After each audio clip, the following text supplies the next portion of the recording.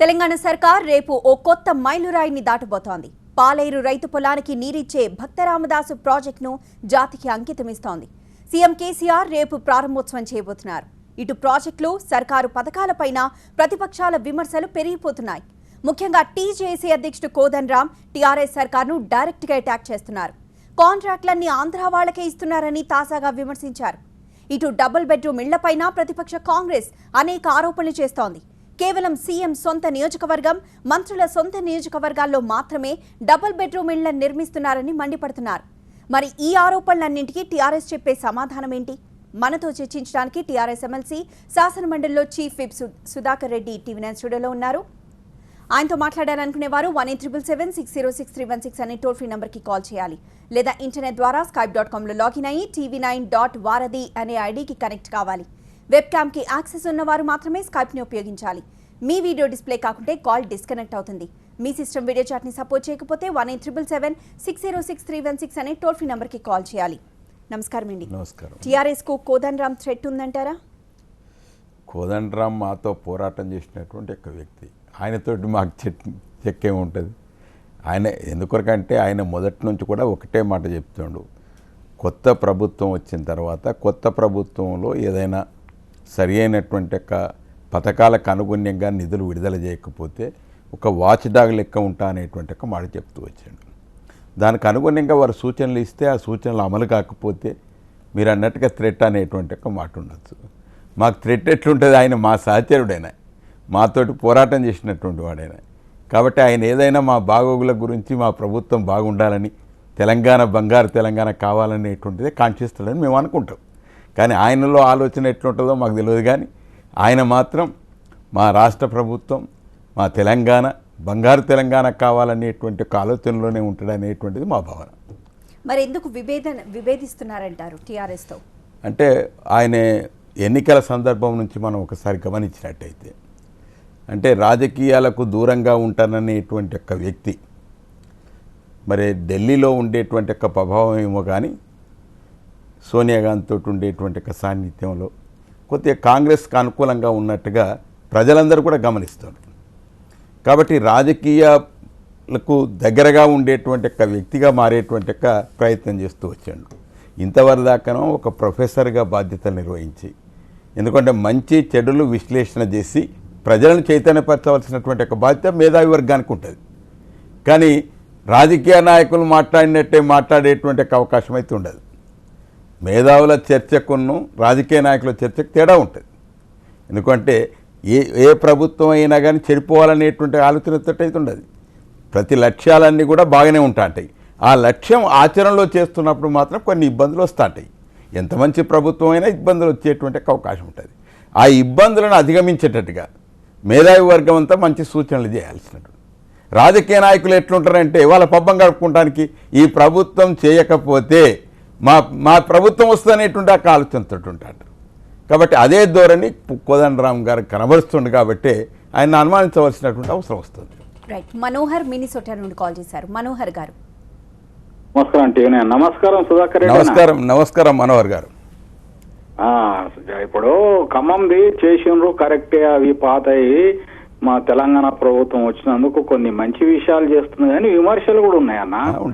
ఈ కాంట్రాక్టులు దోపిడీ అని. మరి దాని గురించి శ్వేతపత్రం రిలీజ్ చేయండి. ఇప్పుడు జేఏసీ అంటే మేధావి వర్గము విమర్శిస్తారు. ఆ విమర్శలను మంచిగా తీసుకొని అందులో ఏమేమి తప్పులున్నాయో లోపాలు ఉన్నాయో సరిదిద్దుకోండి. లేకుంటే మన ప్రభుత్వానికి డ్రాబ్యాక్ అవుతుంది. ఈ డబల్ బెడ్రూమ్ ఇండ్లు కట్టగలుగుతారా? అంత ఎక్స్పెన్స్ మీరు ఎందుకు ఇది చేసిండ్రు? కేంద్ర ప్రభుత్వం ఇచ్చిన దాన్ని ఇది చేసి ఇందిరా ఇండ్లు ఎన్నో ఉన్నాయి, ఇదే వాటిని ఎందుకు మీరు ఇది చేస్తలేరు? రెండోది వచ్చేసి మల్లన్న సాగర్ ఎప్పుడు ఇది చేస్తారు? ఇప్పుడు ఆంధ్రప్రదేశ్ ప్రభుత్వం అన్యాయం చేయకుండా రైతులకు. రెండోది వచ్చేసి ఇప్పుడు ఈ నయీం కేసు ఉంది కదా, నయీం కేసులో డైరీ అన్నారు కోర్టు కప్ప. మరి ఎందుకు దాన్ని అంత నెగ్లిజెన్సీ చేస్తుండ్రు?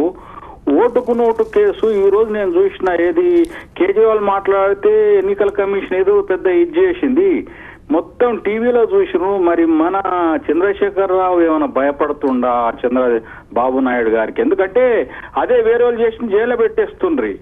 ఇవన్నీ లోటుపాట్లు దిద్దుకొని మన నిజంగా తెలంగాణ ఏదైతే పోరాడి తెచ్చుకున్నామో ఆ శస్యశ్యామలైన తెలంగాణ ముఖ్యంగా మా నల్గొండ జిల్లాకు ఇప్పుడు దన్నమాట నీళ్ళు ఇచ్చిండ్రు. ఎప్పుడు ఆ ఫ్లోరైడ్ ఏరియాల కాలు చేతులు పోయి ఇదైతున్న నల్గొండ జిల్లాకి ఎప్పుడు నీళ్లు సప్లై చేస్తారు? ఎడారి అయిన ఆ ప్రాంతం అంతా నాగరిక దగ్గర పెట్టుకొని కూడా ఎప్పుడు మాకు నీళ్ళు వచ్చి రైతులు మంచిగా ఉంటారు, అది మాకు తెలియపరచాలి మీరు. మనోహర్ గారు, మీరు అన్నట్టుగా భక్త రామదాసు ప్రాజెక్ట్ ఏదైతున్నదో పోయిన సంవత్సరం ఫిబ్రవరిలో దాని శంకుస్థాపన చేసినాం. మేము ఏదైతే గడువు ఉన్నదో 13 నెలల గడువు పెట్టినాం. దానికి 11 నెలల్లోపనే ఆ ప్రాజెక్టు పూర్తి చేసి రేపు ముఖ్యమంత్రి గారు జాతికి అంకితం చేస్తున్నటువంటి ఒక విషయం. ఆ పాలేరు నియోజకవర్గ ప్రజలు ఎవరైతున్నారో సుమారు 1,00,000 జనం, ఇవాళ వాళ్ళందరూ కూడా మా కుటుంబాలను కూడా ఆదుకునేటటువంటి దేవుడు ఎవరంటే కేసీఆర్ అనేటువంటి రీతిగా ఇవాళ అందరూ వాళ్ళ సంతోషంగా ఉండేటువంటి అవకాశం వచ్చింది. ఎందుకంటే మన తెలంగాణ ఉద్యమే నీళ్లు, నిధులు, నియామకాలు. కాబట్టి నీళ్లు వచ్చినట్టయితే మా భూములన్నీ కూడా, బీడు భూములన్నీ కూడా ఇవాళ మాగాని భూములుగా మారుతాయి అనేటువంటి ఒక సంకల్పంతో ఆ ప్రాజెక్ట్ నిర్మాణం జరిగింది. ఇక రెండో విషయం చెప్పినారు, డబుల్ బెడ్రూమ్ ఇళ్ళ విషయం. మేము బిలో పావర్టీ లైన్ కింద ఉండేటువంటి యొక్క బీదరికంతో మగ్గుతున్నటువంటి మా ముఖ్యమంత్రి పదే పదే చెప్తూ వస్తుండు, మా యుద్ధం అంతా కూడా బీదరికం మీద యుద్ధం. కాబట్టి అటువంటి వారికి సరి అయినటువంటి ఒక గృహాలు నిర్మాణం చేస్తామనేటువంటి ఒక మాట మా ఎన్నికల ప్రణాళికలో చెప్పినాం. అందుకొరకే డబల్ బెడ్రూమ్ ఇండ్ల నిర్మాణం చేస్తున్నాం. కలలో కూడా ఊహించలేదు అటువంటి వ్యక్తి. ఆ రకంగా ఇండ్ల నిర్మాణం చేపడతామనేటువంటి ఒక మాట చెప్పి 2,40,000 ఇండ్ల నిర్మాణం చేస్తాము. కాబట్టి ఇవాళ పట్టణ ప్రాంతంలో 1,40,000, గ్రామీణ ప్రాంతాల్లో 1,00,000 ఇండ్ల నిర్మాణాలు చేసి చూపిస్తేనే మేము లెక్క అనేటువంటి ఒక మాట చెప్తున్నాం. మీరు మూడవ మాట చెప్పినారు, నల్గొండ జిల్లాలో ఫ్లోరోసిస్ వ్యాధితో బాధపడుతున్నటువంటి యొక్క ప్రజలు ఎవరైతున్నారో వారికి కృష్ణా వాటర్ తలాపన ఉన్నప్పటికీ కూడా నీళ్లు 60 సంవత్సరాల నుంచి తీసుకురాలేకపోయారు. మేము మిషన్ భగీరథ్ ద్వారా ఇంటింటికి నల్లా ద్వారా నీళ్ళు ఇస్తామనేటువంటి ఒక మాట చెప్పినాం. ఎటువంటి మాట చెప్పినామే? ఒట్టిగా మాట చెప్పలే. ఒకవేళ మేము 2018 వరకు, చివరి నాటి వరకు నల్లా నీళ్ళు ఇవ్వకపోతే ఓటు అడగమనేటువంటి ఒక మాట చెప్పినాం. ఆ ప్రణాళిక ఏర్పాటు చేసినాం. రేపు ముఖ్యమంత్రి గారు స్వయంగా నల్గొండ ద్వారానే ఖమ్మం చేరుకుంటాడు. మిషన్ భగీరథ పనులు ఏ విధంగా జరుగుతున్నాయి, ఏ విధంగా ఇంటెక్ వెల్స్ ఎట్లున్నాయి, అదేవిధంగా వాటర్ ప్లాంట్స్ ఏ విధంగా నిర్మాణం జరుగుతుంది అనేటువంటి దాన్ని స్వయంగా వారు పర్యవేక్షణ చేసి, పరిశీలించి, అధికారులను అప్రమత్తం చేసి అనుకున్న సమయానికి పూర్తి అయిద్దా లేదా అనేటువంటి ఒక రీతిగా వారిని అప్రమత్తం చేస్తున్నారు. ఈ రకమైనటువంటి ఒక ప్రతి కార్యక్రమంలో కూడా నేను కోదండరామ్ గారితో అందుకొరికే చెప్తున్నా, మేధావి వర్గమైనటువంటి వాళ్ళు సరి అయిన సూచనలు ఇచ్చి, మేమైతే ముందే చెప్పినాం గీ పనులు చేస్తామనేటువంటి ఒక మాట. ఆ పనులలో ఏదన్నా అవకతవకలు జరిగితే మీరు అన్నారు ఆంధ్ర వాళ్ళకే ఎందుకు కాంట్రాక్ట్, మేమేం చెప్పినాం, కాంట్రాక్ట్ అంతా కూడా పారదర్శకంగా జరిగేటటువంటి రీతిగా టెండర్ కాల్ఫర్ చేస్తామన్నాం.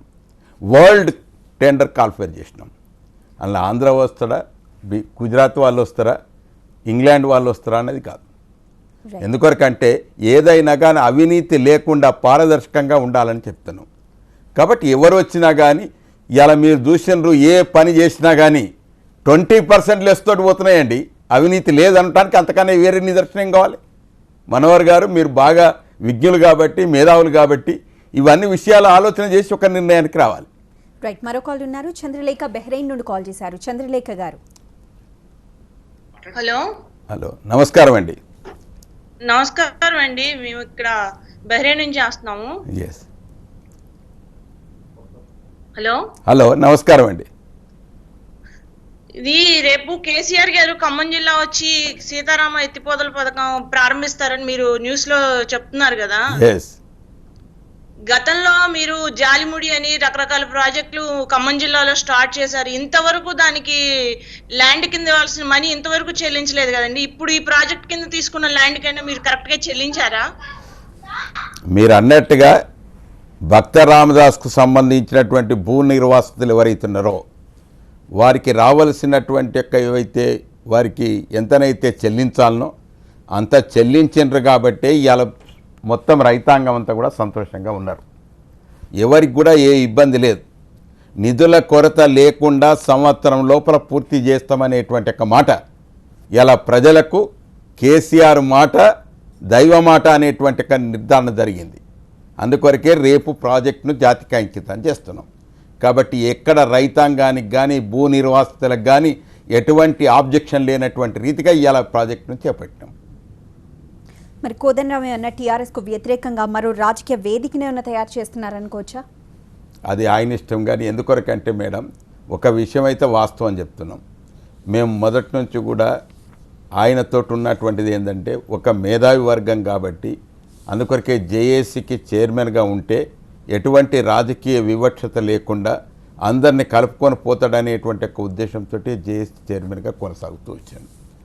దేని కొరకు జేఏసీ జాయింట్ యాక్షన్ కమిటీ, దేని కొరకు తెలంగాణ కొరకు. అందుకే యాక్షన్ కమిటీ దేని కొరకు మేడం? తెలంగాణ కొరకు. తెలంగాణ వచ్చిన తర్వాత యాక్షన్ కమిటీ ఏమిటండి? కాబట్టి ఆయన ఏదైనా వేదిక పెట్టుకోవచ్చు. ఇప్పుడు మీరు అన్నట్టుగా ఆ వేదిక ద్వారా రాజకీయ పార్టీ పెడుతుండొచ్చు. కాబట్టి ఏదైనా దానికి ఆయనకు పూర్తి స్వేచ్ఛ ఉంటుంది. కాబట్టి మేము పెద్ద పెద్ద రాజకీయ నాయకులందరూ ఇలా ఏం సంగతి, ఈ ప్రభుత్వం ఏంటి, ఈ పాలన ఏంటి, అసలు మాకు పుట్టగతులు ఉంటాయా అనేటువంటి ఒక ఆశ్చర్యంలో వాళ్ళు పడిపోతుంటే ఇక కోదండరాం పరిస్థితి ఏమిటి? రైట్, మరో కాల్ ఉన్నారు. శ్రీధర్ రెడ్డి న్యూజెర్సీ నుండి కాల్ చేశారు. శ్రీధర్ రెడ్డి గారు. నమస్తే సుధాకర్ రెడ్డి గారు. నమస్కారం సార్. సార్ ఒక 2 క్వశ్చన్స్. ముఖ్యంగా తెలంగాణ ఉద్యమంలో విద్యార్థులు చాలా పోరాటాలు చేసి, త్యాగాలు చేసి, ప్రాణాలు పోగొట్టుకొని ఇంత చేశారు కదా. మీరు విద్యా వ్యవస్థని ఎందుకు ఇంతవరకు మార్చలేదు? ఎందుకంటే ఇప్పుడు ప్రైవేట్ స్కూళ్ళ మాఫియా 3rd, 4th క్లాస్కి 50,000 లక్ష రూపాయలు ఛార్జ్ చేస్తున్నారు. SSC secondary school of education guide lines ప్రకారంగా ఫీజుల నియంత్రణ ఎంత మాత్రం లేదు. మీరు గవర్నమెంట్ స్కూల్, ప్రభుత్వ పాఠశాలలు కూడా ఇంతవరకు అప్గ్రేడ్ చేయలేదు. అంటే ఇంగ్లీష్ మీడియాన్ని ప్రవేశపెట్టడం కానీ, లేకపోతే స్కూల్లో లైబ్రరీస్ కానీ, టాయిలెట్స్ కానీ, అలా ప్రభుత్వ పాఠశాలను మీరు అప్గ్రేడ్ చేయలేదు.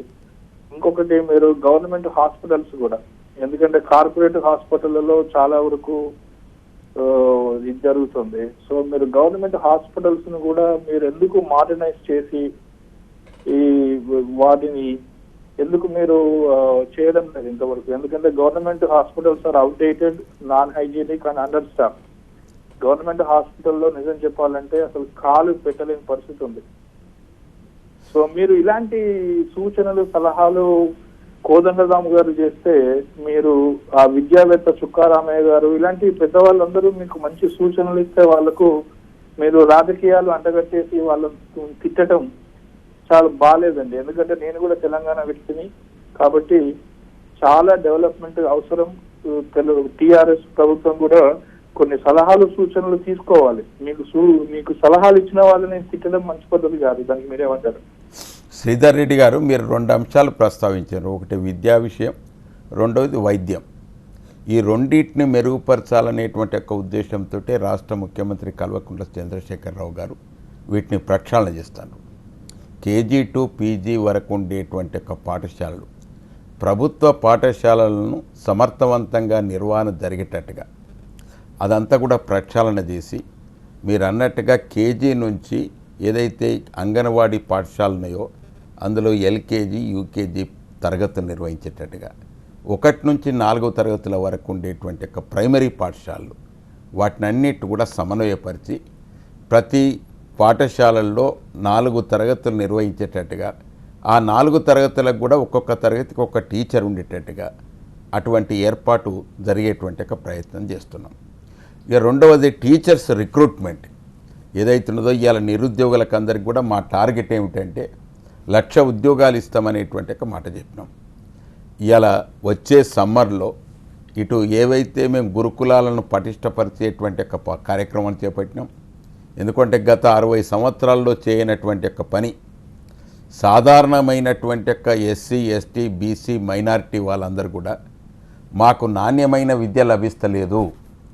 కాబట్టి మాకు కూడా ఏదైతే అగ్రకులాల వాళ్ళకు సంబంధించినటువంటి ఒక విద్యను అభ్యసిస్తుందో అదే మాదిరి మాకు కూడా కావాలి. మా పిల్లలు కూడా ఆంగ్ల మాధ్యమంలో బోధన జరగాలి అనేటువంటి ఒక భావన వెలుబుస్తుంది. కాబట్టి దానికి ఈ 2 సంవత్సరాల్లో అత్యంత ప్రాధాన్యత ఇచ్చి సుమారు ఇలా 500 పాఠశాలలు కొత్తగా ప్రారంభించినాం, గురుకుల పాఠశాలలు. ఆ గురుకుల పాఠశాలలు అంటే ఆషామాషి పాఠశాలలు కాదు శ్రీధర్ రెడ్డి గారు.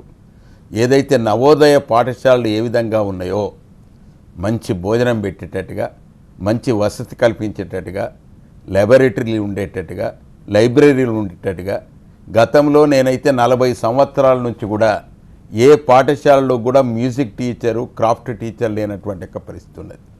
పీఈటీ లేనటువంటి ఒక స్కూల్ ఉంది. కాబట్టి ఈ పాఠశాలల్లో పీఈటీని, మ్యూజిక్ టీచర్ను, క్రాఫ్ట్ టీచర్ను నియామకం చేసి సమగ్రమైనటువంటి ఒక విద్యా వ్యవస్థ రూపకల్పన చేయడానికి, మంచి నాణ్యమైన విద్య లభించేటువంటి నమ్మకం కలిగేటట్టుగా. మీరు మైనార్టీ పాఠశాలను చూస్తే తెలుస్తుంది. నేను పోయిన సంవత్సరం నేనే మా ముఖ్యమంత్రి గారికి సలహా ఇచ్చిన, సార్ అడాలసెన్స్ ఏజ్లో ఉండేటువంటి ఒక మైనారిటీ ఆడపిల్లలు వాళ్ళు రెసిడెన్షియల్ మోడ్లో ఉండేటువంటి ఒక స్కూళ్ళల్లో చేరరు, వాళ్ళు అభ్యంతరం పెడతారు తల్లిదండ్రులు అన్న. దానికి అనుగుణంగా చూద్దామనేటువంటి రీతిగా కొన్ని పాఠశాలలు ప్రారంభిస్తే అందులో 12,000 పిల్లలకు యొక్క ఇంటేక్ కెపాసిటీ 12,000 ఉంటే 36,000 డిమాండ్ వచ్చింది. చూడండి ఎటువంటి గురుకుల పాఠశాలల మీద తల్లిదండ్రులకు అంత నమ్మకం కుదిరింది. ఇలా ముఖ్యమంత్రి చేపట్టేటువంటి ఒక గురుకులాలు మంచి నాణ్యమైన విద్య లభిస్తుంది, ఇంగ్లీష్ మీడియంలో బోధన జరుగుతుంది అనేటువంటి ఒక నమ్మకంతో అంత డిమాండ్ వచ్చేటువంటి ఒక పరిస్థితి వచ్చింది. కాబట్టి ఇదంతా కూడా జరుగుతుంది. పాఠశాలలో ఒక ఇలా టీచర్ పోస్టు చూడండి, సాధారణమైనటువంటి ఒక పాఠశాలల్లో ప్రతి తరగతికి ఒక ఉపాధ్యాయుని నియామకం చేసేటట్టుగా ఆ విధంగా 10,000 పోస్టు భర్తీ చేసేటువంటి ఒక ప్రక్రియ చేస్తున్నాం. అదేవిధంగా గురుకుల పాఠశాలలో కూడా ఇలా ప్రిన్సిపాల్లు, పీజీటీలు, టీజీటీలు, అదేవిధంగా ఇతర పీఈటీలు, క్రాఫ్ట్ టీచర్లు, మ్యూజిక్ టీచర్లు ఈ విధంగా కలిపితే 10,000 పోస్టులు వస్తున్నాయి. అంటే సుమారు 20,000 మంది నిరుద్యోగులకు ఉపాధి అవకాశాలు లభించేటట్టుగా చేస్తున్నాం.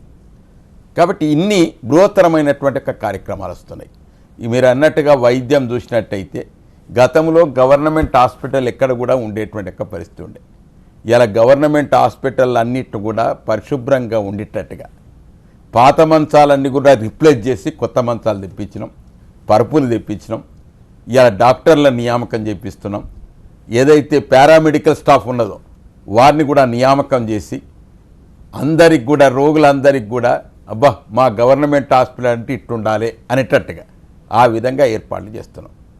మా వైద్య ఆరోగ్య శాఖ మంత్రి లక్ష్మారెడ్డి గారు వారు స్వయంగా డాక్టర్ కాదు, వారు ఎప్పుడు చూసినా కానీ ఏదో ఒక ఆసుపత్రిలోనే వారు తనిఖీ చేస్తుంటారు తప్ప ఎక్కడో హైదరాబాద్లో ఉండేటువంటి కాదు. కాబట్టి ప్రభుత్వ ఆసుపత్రుల మీద నమ్మకం కలిగేటట్టుగా ఇలా ప్రతి ఒక్కరు కూడా గవర్నమెంట్ ఆసుపత్రి బాగుండేటట్టుగా చేస్తున్నాం.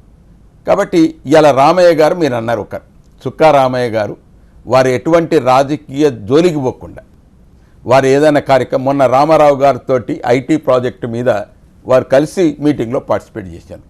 ఐటీ రామారావు గారు ఏ కార్యక్రమాలు చేస్తున్నామని కేటీ రామారావు గారు వారు స్పష్టంగా చెప్పారు. వారు అదే రామయ్య గారు ప్రశంసిస్తూ వచ్చారు. కాబట్టి చేస్తున్నటువంటి కార్యక్రమాలను ప్రోత్సహించేటట్టుగా ఉండి దాన్ని మెరుగుపరిచేటువంటి ఒక సూచనలు ఇవ్వాలి మేధావి వర్గం తప్ప మనం కూడా రాజకీయాలను దిగిపో అంటే ఏమనంటే ప్రజలు ఎన్నుకున్నటువంటి ప్రభుత్వం ఇది. కాబట్టి కోదండరామ్ గారితో ఇప్పటికైనా ఇదే వేదిక ద్వారా చెప్తున్నాను నేను, వారు సరి అయినటువంటి సూచనలు ఇస్తే స్వీకరించడానికి మా ప్రభుత్వం సిద్ధంగా ఉంది. ఏదైనా ఆచరణ యోగ్యం. మనం ఉన్న ఫలంగా ఒకేసారి ఉద్యోగాలు ఎందుకు ఇస్తలేవంటే ఉద్యోగాలు ఇవాళ చూస్తున్నారు మీరు. ఇవాళ అగ్రికల్చర్ ఎక్స్టెన్షన్ ఆఫీసర్ పోస్ట్ అని కూడా భర్తీ చేసినాం, ఎలక్ట్రికల్లో ఇంజనీరింగ్ పోస్ట్ భర్తీ చేసినాం, ఈ విధంగా ఇవాళ టీచర్ పోస్ట్ నోటిఫికేషన్ జారీ చేసినాం. కాబట్టి ఇది ఒక్కొక్కటి విడతల వారీగా వచ్చేటువంటి ఒక పోస్టులను కూడా భర్తీ చేస్తున్నాం. మీరు ఇతర రాజకీయ పార్టీలు మాట్లాడినట్టుగానే ఒక్క పోస్టు భర్తీ చేయలేదంటే ఏమన్నట్టండి? ఎట్లా భర్తీ చేసినాం కోదండరామ్ గారు? ఇలా చూస్తే ఒక్కొక్క ఉద్యోగం దొరికిన తర్వాత వాళ్ళు ఏమంటారు గ్రామీణ ప్రాంతాల నుంచి, సార్ నేను ఒక్క పైసా ఖర్చు పెట్టకుండా ఇంతవరకు ఇట్లా ఉద్యోగం దొరుకుతుందా అనేటువంటి ఒక నమ్మకం లేకుంటుండే నాకు. కాబట్టి నాకు ఇవాళ వచ్చింది అని నేను మొన్న కామారెడ్డిలో ఇవాళ అగ్రికల్చర్ ఎక్స్టెన్షన్ ఆఫీసర్గా నియామకమైనటువంటి వారిని అడిగితే అయ్యా నాకు అసలు ఇంటికి ఆర్డర్ వచ్చేదాకా తెలియలేదు సార్ అనేటువంటి ఒక మాట చెప్పారు. కాబట్టి అటువంటి ప్రభుత్వం అండి ఇది. కాబట్టి శ్రీధర్ రెడ్డి గారు మీరు కూడా సలహాలు ఇవ్వచ్చు. మేము ఎవరు మేధావి వర్గం ఎవరు ఇచ్చినా కానీ స్వీకరించడానికి సిద్ధంగా ఉన్నాం. వారి ఆచరణలో వచ్చినటువంటి ఇబ్బందులను కూడా వారిని కూడా జోడించి తదనుగుణంగా మార్పు చేయడానికి కూడా సిద్ధంగా ఉంటాం. రైట్, మరో కాల్ ఉన్నారు శివ వరంగల్ నుండి. శివ గారు మేడం మాట్లాడండి. మేడం నమస్తే. నమస్తే అండి. అన్న నమస్తే. నమస్కారం శివ గారు. అన్న నేను వరంగల్ నుంచి మాట్లాడుతున్నా. శివ గారు చెప్పండి. అన్న మన తెలంగాణ వచ్చిన కొంచెం తెలంగాణ ప్రజలు బాగుపడుతున్నారు. అది ఏం లేదన్న, ఈ గవర్నమెంట్ మీరు మర్చిపోయింది గవర్నమెంట్ ఆఫీసులో కరప్షన్ గురించి ఎప్పుడూ ప్రస్తావిస్తారు. అంటే మీరు ఏంది రోజు ఒకరు ఏసీబీకి పట్టుబడతారు. మరి ఏంటంటే ఒక్కసారి కూడా మరి వాళ్ళకు ఒకసారి పిలిచి మరి మాట్లాడే ఉద్దేశం ఉందా లేదా? ప్రతి పనికి ప్రతి ఆఫీసులో లంచాలు తీసుకుంటారు. అంటే ఫైట్ చేసినోడు దొరకబడతాడు, ఫైట్ చేయనోడు నాట్లాంటి కాంప్రమైజ్ అవుతాడు. వాళ్ళతో నాకెందుకు, వాళ్ళు అవుతుందా పని కాదా అన్నట్టు. సెకండ్ ఇంకోటి 1000 రూపాయల పెన్షన్లో ఒక 6 నెలల నుంచి ఇస్తారు. మా అత్తమ్మ చనిపోయింది, మా మామయ్య ఇంతవరకు అయితే ఒక్క నెలకు కూడా డ్యూ లేకుంటున్నది. ఇప్పుడు ఏ జిల్లాలో చెప్పు, రేపే నీకు పేమెంట్ అవుతుంది. ఒకవేళ జరగకపోతే పేమెంట్ అనేటువంటిది నిన్న కూడా నేను పరిశీలించిన నిజామాబాద్ జిల్లాలో సార్ ఇవాళటి వరకు అన్ని కూడా పేమెంట్ అయిపోయినాయి, బకాయిలు లేవనేటువంటి ఒక మాట. ఎప్పుడైతే డిమానిటైజేషన్ జరిగిందో 1 నెల 2 నెలలు ఆలస్యం జరిగిన మాట వాస్తవం కావచ్చు, కానీ తర్వాత మాత్రం సర్దుబాటు అయింది. ఇప్పుడు ఎక్కడ కూడా బకాయిలు లేవు. రైట్, మరో కాల్ ఉన్నారు చైతన్య జార్జియా నుండి కాల్ చేశారు. చైతన్య గారు హలో నమస్కారం అండి. నమస్కారం చైతన్య గారు. మాది మహబూబ్నగర్ జిల్లా హన్వాడ మండల్ మాదారం అండి. అక్కడ మాకు చిన్న స్కూల్ ఉంది. అక్కడ ఉండేది 2 టీచర్లు. వాళ్ళకు ఖర్చు మొత్తం అంతా కలిపేసి ఒక ఆయా అంతా కలుపుకొని 1 లక్ష రూపాయల దాకా వస్తుంది. అక్కడ చదివేది ఒక 10 మందో 15 మందో అండి. ఇప్పుడు అదే పైసలు ఒక్కొక్క పిల్లవాడికి మనం వాళ్ళకు ఒక అకౌంట్ ఓపెన్ చేసి డిపాజిట్ చేస్తే వాళ్ళు ఒక ప్రైవేట్ స్కూల్లో మంచిగా చదువుకుంటారు కదండి. చైతన్య గారు మీరు అన్నట్టుగా అదే విధమైనటువంటి ప్రభుత్వ పాఠశాలన్నిటి కూడా ప్రక్షాళన చేసి సమర్థవంతమైనటువంటి నాణ్యమైన విద్య ఇచ్చడానికి ప్రయత్నం చేస్తున్నాం. ఏ స్కూల్లోనైతే 10 కన్నా తక్కువ ఉండేటువంటి ఒక స్ట్రెంత్ ఏదైతున్నదో ఇంకా పక్కన ఉండేటువంటి ఒక స్కూల్లో అన్ని కలిపి ఒకే గ్రామంలో 3-4 స్కూళ్ళు ఉన్నాయి. ఒకటి ఎస్సీ వాడకున్నది, ఒకటి బీసీ వాడకున్నది. అట్లా కాకుండా ఒకే ప్రైమరీ స్కూల్లో సుమారు 200 మంది 100 మంది పిల్లలు ఉండేటట్టుగా చేసి ప్రతి తరగతికి ఒక టీచర్ని ఇచ్చి వారిని పర్యవేక్షణ చేయడానికి ప్రధాన ఉపాధ్యాయుని ఇచ్చి జవాబుదారీ చేసేటువంటి ఒక వ్యవస్థను తీసుకొస్తున్నాం. మొన్న కొత్త జిల్లాలు ఏర్పడ్డ తర్వాత జిల్లా విద్యాశాఖాధికారి యొక్క బాధ్యతలు ఏమిటి, మండల విద్యాధికారి బాధ్యతలు ఏమిటి, ప్రధాన ఉపాధ్యాయుడు ఎట్లా బిహేవియర్ చేయాలి అనేటువంటి ఒక సూచనలు కూడా ఇచ్చినాం. దానికి అనుగుణంగా ఎప్పటికప్పుడు పరిశీలన జరుగుతుంది. ఇవాళ చిన్న జిల్లాలు అయిన తర్వాత ఏ నిమిషంలో కలెక్టర్ వస్తాడో ఏ నిమిషంలో డిఓ వస్తాడో అనేటువంటిది కొందరు ఉపాధ్యాయులు కూడా కొంత మార్పు వచ్చింది.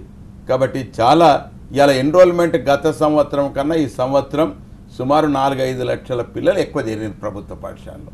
కాబట్టి ప్రభుత్వ పాఠశాల మీద కొద్దిగా నమ్మకం కలుగుతుంది. తప్పకుండా భవిష్యత్తులో ప్రభుత్వ పాఠశాలలే మాకు సరి అయినటువంటి ఒక పాఠశాలగా రూపకల్పన జరిగేటువంటి అవకాశం ఉంటుంది. నాగేంద్రబాబు కువైట్ నుండి కాల్ చేశారు. నాగేంద్రబాబు గారు. సుదర్శన్ రెడ్డి నమస్తే అండి. నమస్కారం అండి. ఐ హావ్ 2 క్వశ్చన్స్ అండి. Yes. ఈ ఉమ్మడి ఆంధ్రప్రదేశ్ ప్రభుత్వం కల్పించిన 4% మతపరమైన రిజర్వేషన్లు ప్రస్తుతం సర్వోన్నత న్యాయస్థానం పరిశీలనలో ఉన్నాయి. ఇవన్నీ ఈ తీర్పు వెలువడక ముందే మరోసారి శాసనసభ కొత్తగా మత రిజర్వేషన్లు కల్పిస్తూ చట్టం చేయవచ్చునని తెలంగాణ ప్రభుత్వమేమో నిర్ణయించారు. ఏ చట్ట ప్రకారం చేయాలనుకున్నారు? మీరు న్యాయస్థానం తీర్పు పక్కన పెట్టి సుప్రీంకోర్టులో శాసనసభల్లో చట్టాలు చేస్తుంటే ఇక న్యాయస్థానాలు ఎందుకు, న్యాయ ప్రక్రియ ఎందుకు? నెంబర్ 2 అండి, ముస్లింలకు రిజర్వేషన్ కల్పించడం మత ప్రాతిపదికపై కాదు అంటున్నారు. బాగుంది. ఇది మత ప్రాతిపదికన కాకపోతే మరి ఏ ప్రాతిపదికన చెప్పండి? మీరు చెప్పే ప్రతిపాదికన తమకు కూడా రిజర్వేషన్లు కల్పించాలని శైవ, వైష్ణవ, సిక్కు, బౌద్ధ, జైన మతాలు కోరితే తెలంగాణ ప్రభుత్వం ఎక్కడి నుంచి తెస్తుంది?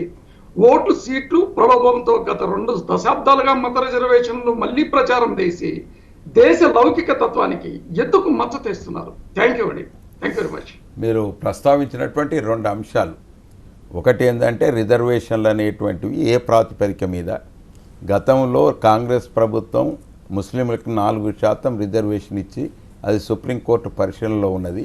మీరు ఇప్పుడు మళ్ళీ కొత్త చట్టం ఎట్లా తీసుకొస్తారు అనేటువంటి ఒక మాట. మేము ఎన్నికల సందర్భంగానే స్పష్టంగా ప్రజలకు వివరించినాం. అయ్యా, జనాభా ప్రాతిపదిక మీద రిజర్వేషన్లు ఇస్తాము. తమిళనాడులో ఏ విధంగానైతే రిజర్వేషన్లు ఉన్నాయో అదే మాదిరిగా తెలంగాణ రాష్ట్రంలో కూడా రిజర్వేషన్లు అమలు పరిపిస్తాము అనేటువంటి ఒక మాట చెప్పినాం. దానికి కట్టుబడి ఉండేటట్టుగానే ఇలా 2 కమిషన్లు ఏర్పాటు చేసినాం. చెల్లప్ప కమిషన్ ఏర్పాటు చేసినాం, సుధీర్ కమిటీని ఏర్పాటు చేసినాం. ఈ 2 కమిటీలు కూడా తెలంగాణ రాష్ట్ర వ్యాప్తంగా పర్యటనలు చేసి వారి యొక్క గణాంక వివరాలను కూడా సేకరించి సరి అయినటువంటి యొక్క గణాంకాలతో స్పష్టంగా రేపు బిల్లును రూపకల్పన చేస్తున్నాం.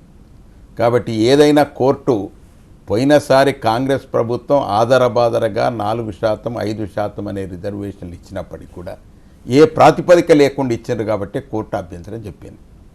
మేము ఇప్పుడు స్పష్టంగా ఇగో ఈ ప్రాతిపదిక మీద, జనాభా ప్రాతిపదిక మీద వారికి ఇస్తున్నాం అనేటువంటి ఒక మాట చెప్తున్నాం.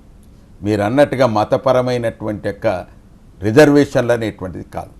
వెనుకబడితనంను ఆధారంగా చేసుకొని, బీదరికమును ఆధారంగా చేసుకొని, ముస్లింలలో కూడా చాలా బీదరికంతో కొట్టుమిట్టాడుతున్నటువంటి లద్దాఖులు ఉన్నారు, దూదేకుల వాళ్ళు ఉన్నారు. కాబట్టి అటువంటి వాళ్ళు ఎస్సీ ఎస్టీల కన్నా కఠినమైనటువంటి జీవనం గడుపుతున్నటువంటి వాళ్ళు ఉన్నారు. కాబట్టి వారిని కూడా ఉద్ధరించేటువంటి వారు ఏం పాపం చేసిండ్రు అన్నట్టు వారు ఆ విధంగా జీవనం గడపవలసినటువంటి అవసరం ఉంటుంది. వారు అందరం కూడా జీవన స్రవంతిలో ఉండన్నా వద్దా? కాబట్టి వారికి రిజర్వేషన్లు కల్పిస్తేనే మన స్థాయికి వచ్చడానికి అవకాశం ఉంటుంది. సమసమాజ స్థాపనే లక్ష్యం తెలంగాణ రాష్ట్రం. కాబట్టి అందరికీ సమానంగా అన్ని అవకాశాలు, హక్కులు కల్పించాలనేటువంటి ఒక దృక్పథంతో ఈ రిజర్వేషన్ల విధానాన్ని తీసుకొస్తున్నాం. కాబట్టి క్షుణ్ణంగా అధ్యయనం జరిగింది. కాబట్టి రేపు అసెంబ్లీలో 2 బిల్లులు ప్రవేశపెట్టి చట్టంగా రూపకల్పన చేసి కేంద్ర ప్రభుత్వానికి పంపిస్తాం. తదనుగుణంగా ఎటువంటి కోర్టు అభ్యంతరం లేకుండా ఉండేటువంటి రీతిగా అవకాశం ఉంటుంది. అది మా ప్రభుత్వం యొక్క లక్ష్యం. రైట్. గోయల్ హైదరాబాద్ నుండి కాల్ చేశారు. గోయల్ గారు నమస్కారం అండి. ఎమ్మెల్సీ గారు నమస్కారం. గోయల్ గారు, ఒకటి చిన్న సవరణనండి. మీ ప్రభుత్వం కాదు ఇది, మన ప్రభుత్వం. మీరు ఇందాక మా ప్రభుత్వం చేస్తున్నది అని అన్నారు కదా, వారు అడిగారు కాబట్టి ప్రభుత్వం. ఐఎమ్ సారీ రెడ్డి గారు. చెప్పండి. ఇంకొకటి, I'm state parents association president అండి. అయితే మీరు ఉద్యోగాల గురించి ఇందాక చెప్పారు కదా, మాకు దీని లోపల ఏంటి అని అంటే, మనం పోరాడింది ఇది ఒకటి మెయిన్ సమస్య. మనకు ఉద్యోగాలు లేవు, ఉద్యోగాలన్నీ ఆంధ్ర వాళ్ళు తీసుకుపోతున్నారు అనేది ఒకటి మనకు పెద్ద సమస్యగా ఉండేది. దాని గురించి చాలా పోరాడినాం. యాజ్ అంటే మనకి 2 లక్షల చిల్లర వేకెన్సీస్ ఉన్నాయి. దాని లోపల ఎసెన్షియల్ సర్వీసెస్ అనేవి నియర్లీ ఒక 40% ఉన్నాయి. అవి ఏవంటే డాక్టర్స్ కానివ్వండి, నర్సెస్ కానివ్వండి, టీచింగ్ స్టాఫ్ కానివ్వండి. స్పెషల్లీ యూనివర్సిటీస్ లోపల 80% of the professor post are vacant. మన ప్రభుత్వం వచ్చి 2 సంవత్సరాలు అయింది. ఈ రోజు వరకు తీసుకోక మీరు ఏం చేస్తున్నారు అని అంటే, రిటైర్డ్ అయిన పర్సన్స్ ని వాళ్ళకి రీఎంప్లాయ్మెంట్ ఇచ్చి వాళ్ళని తీసుకుంటున్నారు. ఇది మన పిల్లలకు, అన్ఎంప్లాయిడ్ యూత్ కి ఇది అన్యాయం జరిగినట్లే కదా మనకి. ఏమండి రెడ్డి గారు? గోయల్ గారు, మీరు 2 అంశాలు ప్రస్తావించారు. ఎందుకొరకంటే మన రాష్ట్రం అనేటువంటి ఒక విషయానికి వచ్చినప్పుడు మన ప్రభుత్వం అనేటువంటిది, వారు ఏమన్నారంటే మీ ప్రభుత్వం అనేటువంటి ఒక మాట రావటం వల్ల మా ప్రభుత్వం అనేటువంటిది జవాబు చెప్పినాం. దాంట్లోనైతే వేడేది. ఇక మీరు 2వ విషయం ఏదైతున్నదో, ఇవాళ మీరు అన్నట్టుగా ఏ ఉద్యోగాలైనా ఇలా ప్రభుత్వ పరంగా ఉండేటువంటి ఒక ఉద్యోగాలు గతంలో ఉండేటువంటి దానికి ఇప్పుడు చిన్న రాష్ట్రమైంది. ప్రభుత్వ యాజమాన్యంలో ఉద్యోగాలు అంత అనుకున్నంతగా ఉద్యోగాలు ఉండవు. కాబట్టి ఎన్ని అవసరమవుతుంటాయో ఆ అవసరానికి అనుగుణంగానే ఉంటాయి. ఇవాళ ప్రభుత్వ రంగంలో సింగరేణి యాజమాన్యంలో ఉండేటువంటి ఒక పోస్టులను కూడా భర్తీ చేస్తున్నాం. ఎలక్ట్రిసిటీ డిపార్ట్మెంట్లో ఉండేటువంటి ఒక పోస్టు భర్తీ చేసినాం. అదేవిధంగా ఆర్టీసీలో ఉండేటువంటి వాటిని భర్తీ చేస్తున్నాం. ఇవాళ పబ్లిక్ సర్వీస్ కమిషన్ ద్వారా పారదర్శకంగా నియామకాలు చేయాలనేటువంటి ఒక ఉద్దేశంతో ఇప్పటికే 8,000 పోస్టు భర్తీ చేసినాం. ఇంకా 20,000 పోస్టు నోటిఫికేషన్ జారీ చేస్తున్నాం. కాబట్టి ఇదంతా కూడా ప్రక్రియ కొనసాగుతుంది కదా. మీరు అన్నట్టుగా యూనివర్సిటీలు అని అంటే, గోయల్ గారు, యూనివర్సిటీలో గత 20 సంవత్సరాల నుంచి రిక్రూట్మెంట్ లేదు. ప్రొఫెసర్ రీడర్ కావాలి అంటే సుమారు 13 సంవత్సరాల అనుభవం ఉండాలి. ఉన్నట్టయితేనే ప్రొఫెసర్గా ఉండటానికి అవకాశం ఉంటుంది. ఇలా కొత్తగా నియామకం చేస్తే ప్రొఫెసర్ ఎట్లయితాడండి? కాబట్టి యూనివర్సిటీలలో ఆ విధంగా అనుభవం ఉండాలంటే ఇది రెగ్యులర్గా అపాయింట్మెంట్ జరుగుతుండాలి. ఇన్ని సంవత్సరాలలో రెగ్యులర్ అపాయింట్మెంట్ జరగకుండా అవుట్సోర్సెస్ ద్వారా కాంట్రాక్ట్ ప్రాతిపదిక మీద నియామకాలు చేయటం వల్ల వారు రెగ్యులర్గా లెక్చరర్ కాకపోయే, ప్రొఫెసర్ రీడర్ కాకపోయే, ప్రొఫెసర్ కాకపోయే, ఇక పోస్టులను ఖాళీ ఉండకపోతే ఎట్లుంటాయి? కాబట్టి ఒక్కొక్క డిపార్ట్మెంట్లో మొత్తం నిల్లండి, అసలు ఒక్క పోస్ట్ లేదు. ఆ విధంగా ఉండటం వల్లనే ఇలా యూనివర్సిటీలు అన్నిటిని కూడా మొత్తం పరిశీలన చేస్తే ఎన్ని కోర్సులు నిర్వహిస్తున్నాం, ఎన్ని రీసెర్చ్ వింగ్ నిర్వహిస్తున్నాం, కాబట్టి అవన్నీ కూడా లెక్కలేస్తున్నాం. వాటిని ఏ విధంగా చేయాలి, రిలాక్సేషన్ ఎట్లా ఇవ్వాలి. ఇవాళ మీరు చూసినో లేదో ఎవరికైనా కానీ ఒక ప్రొఫెసర్ కావాలంటే, ఒక లెక్చరర్ కావాలంటే అండి, డిగ్రీ కాలేజ్ లెక్చరర్ కావాలంటే నెట్ అండ్ సెట్ పాస్ కావాలి. అటువంటి పాస్ అయిన వాళ్ళే దొరుకుతలేరు. జీవన శైలిలో చాలా మార్పు వచ్చిందండి, మునుపటి లెక్క లేరు. ఇప్పుడు అందరూ engineering course or medical course, 6వ తరగతి నుంచే మెడికల్ ఫౌండేషన్, ఇంజనీరింగ్ ఫౌండేషన్ రాబట్టి, ఐఐటి ఫౌండేషన్ కాబట్టి అందుకొరకే జనరల్గా యూనివర్సిటీలలో ఉండేటువంటి ఒక విద్య రీసెర్చ్లో ఉండేటువంటి వాళ్ళు ఈ ప్రొఫెసర్సు, రీడర్సు, ఇవన్నీ పోస్టులన్నీ కూడా అందుకొరకే ఖాళీలు ఏర్పడేటువంటి ఒక పరిస్థితి. ఒక పోస్ట్ నుంచి ఇంకొక పోస్ట్ రావాలంటే మినిమం 9 years సర్వీస్ కావాలి, ఇంకో పోస్ట్ పోవాలంటే మినిమం 13 సంవత్సరాల సర్వీస్ కావాలి. అసలు ఆ పోస్టులలో మనుషులే లేకపోతే ఇక ఎక్కడ పోస్ట్ భర్తీ అయితే. కాబట్టి ఆ విధంగా ఏ విధంగా భర్తీ చేయాలని ఇప్పుడు అంతా కూడా వైస్ ఛాన్సలర్ నియామకం చేసినాం, వైస్ ఛాన్సలర్ అందరినీ కూడా అధ్యయనం చేయమన్నాం, అవన్నీ కూడా భర్తీ చేస్తాం సిద్ధంగా ఉన్నది. మా రాష్ట్ర ప్రభుత్వం దేంట్లో కూడా జోక్యం చేసుకునే అవకాశం లేదు. స్వతంత్ర ప్రతిపత్తి కలిగినటువంటి ఒక విశ్వవిద్యాలయాలు, పూర్తి స్వేచ్ఛ వైస్ ఛాన్సలర్కి ఇస్తున్నాం. కాబట్టి వారే భర్తీ చేసేటువంటి ఒక ప్రక్రియలో వారి ఆలోచన చేయాలి. రైట్, మరో కాల్ ఉన్నారు. ఉమేష్ హుజూర్ నగర్ నుండి కాల్ చేశారు. ఉమేష్ గారు. హలో, నమస్కారం ఉమేష్ గారు. నమస్కారం అండి, సుధాకర్ రెడ్డి గారు. నా పేరు ఉమేష్ గారు అండి. ఉమేష్ గారు, మన తెలంగాణ రాష్ట్ర మనం ఏర్పాటు చేసుకున్నందుకు సంతోషం. ఫస్ట్ గా థ్యాంక్ యూ సార్. మన నూతన ముఖ్యమంత్రి గారు ఎన్నికలప్పుడు తెలంగాణలో ఉన్న ప్రతి ప్రాజెక్ట్ నేను కుర్చీ చేసుకొని కూకొని కట్టిస్తానని చెప్పారు. Hello hello sir. తెలంగాణలో ఉన్న ప్రతి ప్రాజెక్ట్ నేను కుర్చీ చేసుకొని నేనే కావాలా కూకొని కట్టిస్తానని చెప్పారు. ఒకటి. రెండోది, తెలంగాణలో ప్రతి విద్యార్థికి ఉద్యోగాలు వస్తాయి తెలంగాణ రాష్ట్రం వచ్చిన తర్వాత అని చెప్పారు. రెండోది. మూడోది, తెలంగాణ రాష్ట్రం కోసం తొలి దశ మలి దశ మరణించిన ప్రతి విద్యార్థి కుటుంబాలని పరామర్శిస్తుందని చెప్పారు. ఇంతవరకు గవర్నమెంట్ వచ్చిన తర్వాత ఒక విద్యార్థి కుటుంబాన్ని పరామర్శించిన పాపాన పోలేదు. తిరిగి విద్యార్థుల యొక్క విధి విధానాల మీద కూడా ఈ గవర్నమెంట్ ఇప్పటి వరకు ఒక క్లారిటీ ఇవ్వలేదు. చాలా మంది విద్యార్థులు చదువుకొని వాళ్ళ వయసు అయిపోయే సమయం కూడా వస్తుంది, కానీ వారికి ఉద్యోగాలు రావట్లేదు. తెలంగాణ రాష్ట్రం వచ్చిన తర్వాత ఎన్ని ఉద్యోగాలు ఇచ్చారు, ఇంకెంతమందికి ఇస్తారు, అసలు ఇస్తారా ఇవ్వరా, వీటి మీద మీరు కొద్ది క్లారిటీ ఇస్తే బాగుంటుంది. మీరు మొదటిది ఏమన్నారంటే ప్రాజెక్టుల నిర్మాణం నేను కూర్చుండి చేపిస్తా అనేటువంటి ఒక మాట చెప్పిండు. దానికి అనుగుణ్యంగానే గోదావరి కృష్ణా వాటర్లో మన వాటా ఎంతున్నది, ఆ వాటా అనుగుణ్యంగా ప్రాజెక్టులను రీడిజైన్ చేపించి దానికి అనుగుణ్యంగా నిధులు విడుదల చేపించి ఇలా బడ్జెట్లో గతంలో నభూతో నభవిష్యత్ అనేటట్టుగా 25,000 కోట్ల రూపాయలు ప్రతి సంవత్సరం ఇరిగేషన్ ప్రాజెక్టులకు ఖర్చు పెడుతున్నాం. కాబట్టి ఇలా మీరు కాళేశ్వరం ప్రాజెక్టు కానీ, గోదావరి నుంచి వచ్చేటువంటిది దేవాదుల ప్రాజెక్టు కానీ, అదేవిధంగా ఇటు కృష్ణానది మీద ఉండేటువంటి ఒక ప్రాజెక్టు పాలమూరు రంగారెడ్డి ప్రాజెక్టు కానీ, కల్వకుర్తి ఎత్తిపోతల పథకాలు కానీ, ఇలా భక్త రామదాస్ మీరు అన్నట్టుగా ఆ విధంగా పట్టుదల ఉండేప్పటికనే కేసీఆర్కు అనుకున్న లక్ష్యం కన్నా ఇంతవరకు ఎక్కడన్నా చరిత్రలో విన్నారా అండి? అనుకున్న లక్ష్యం ఏదైతున్నదో ఆ లక్ష్యం కన్నా లోపుల్నే ముందుగానే ప్రాజెక్టు నిర్మాణం చేసి జాతీయకి అంకితం చేసినటువంటి ఒక రాష్ట్రం కేవలం తెలంగాణ రాష్ట్రం. కాబట్టి కేసీఆర్ మాట కట్టుబడి ఉండేటట్టుగా ఆ విధంగా ప్రాజెక్టు నిర్మాణం చేస్తున్నాడు. ఇక రెండవ మాట చెప్పారు మీరు ఉద్యోగాల విషయంలో.